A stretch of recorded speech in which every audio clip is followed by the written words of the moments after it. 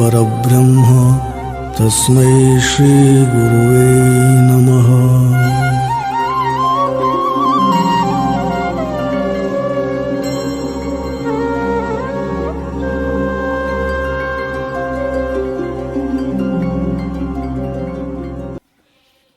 Wonder of Wonders, the English rendering of Paramahamsa Sadguru SriSatupasi's Kannada classic Mahadascharya. Chapter 8. Om Shri Guru Dattaya Namaha. Midnight meal that appeases hunger pangs. To him who grazed the sapped innocent from his pangs of hunger. Again it was Shivaratri time. All our relatives, aunts and brothers, all of them were going towards Bhadravati side for earthwork in the gardens.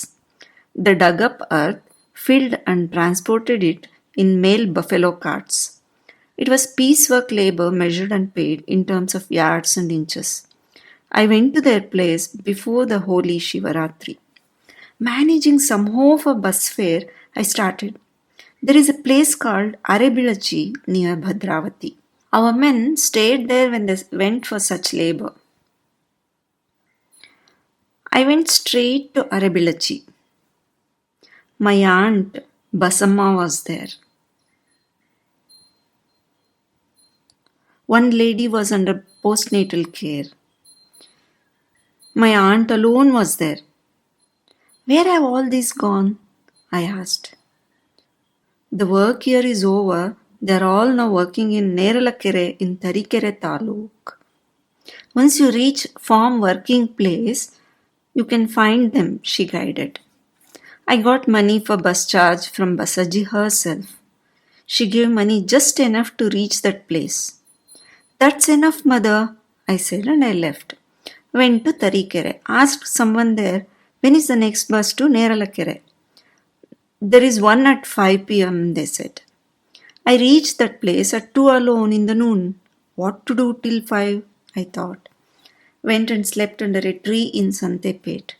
Awake I was around 6:30 or 7 in the evening. It had become dark.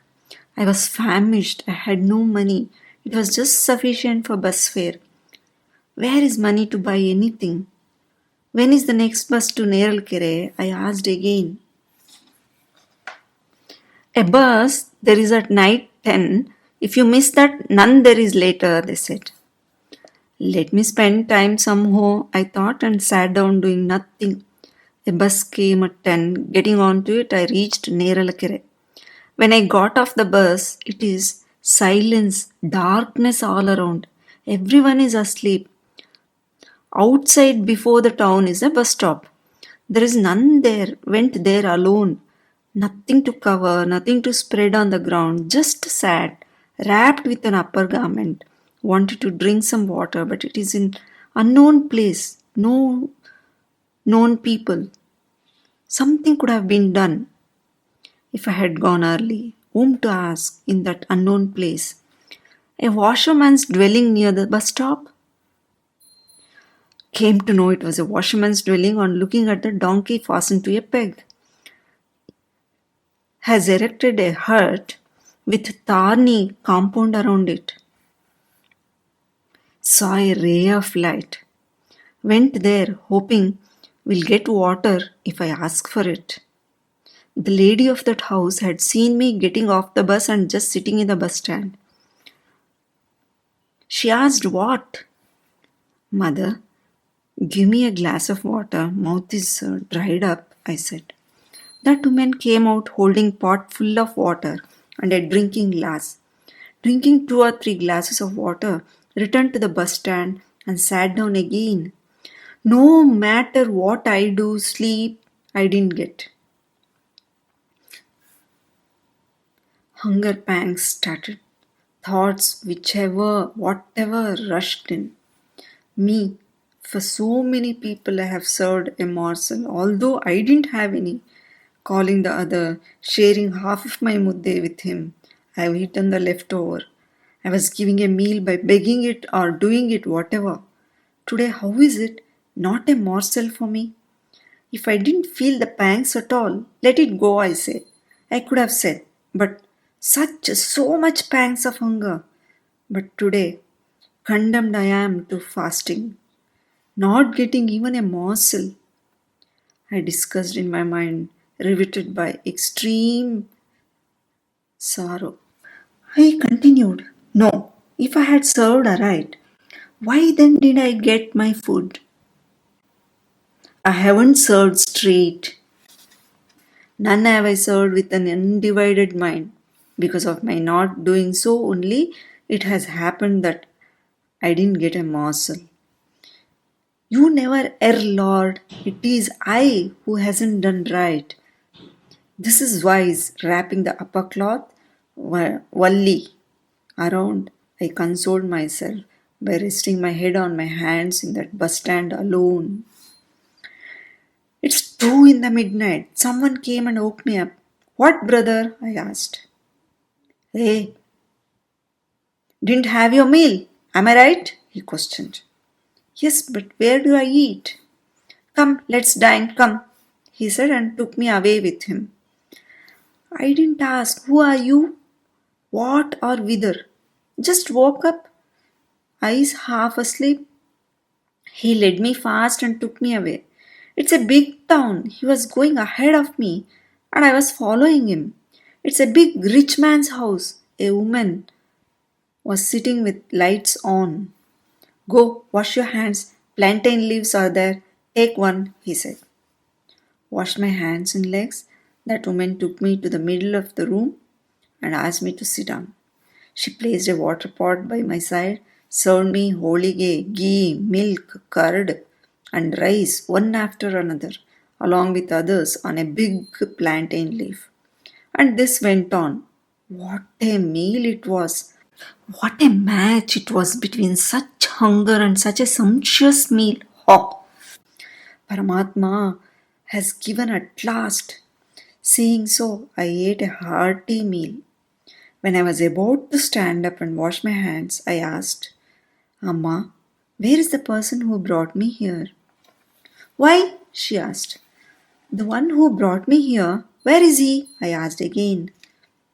He went to the garden. It seems you are from his own place. This man is from our town. He has come. Please serve him a meal, he said.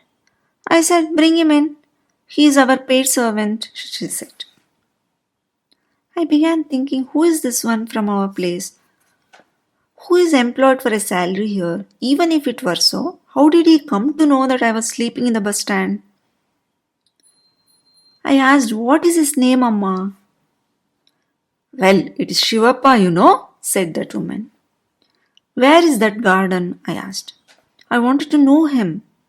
Who could he be? How did we come to know each other? Would he leave me like this if he is from our place? I thought within. It's far away, 2 miles it will be. Here the place is full of bears. Cannot go, said the woman. I returned to the bus stop again. My stomach was full, rested with a great sense of ease. A thought intruded. Who could he be that I was so famished? How did he come to know? Except that washerwoman, no one has seen me. When it is so, how come he says that I am his townsman and makes everything ready for my meal? It would have been right if I had inquired when he woke me up. I didn't ask and he didn't tell. Come have a meal, he called, and I went behind. This is my doubt.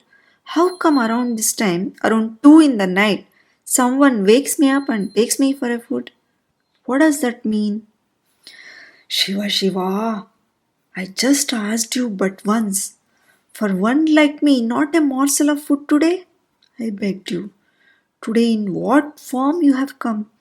Claiming to be a paid employee. Have you come and provided me food in their house? If he was really our townsman, he would have taken me to his garden after serving me the meal. He would have revealed our relationship. I have seen him and I know he isn't my townsman.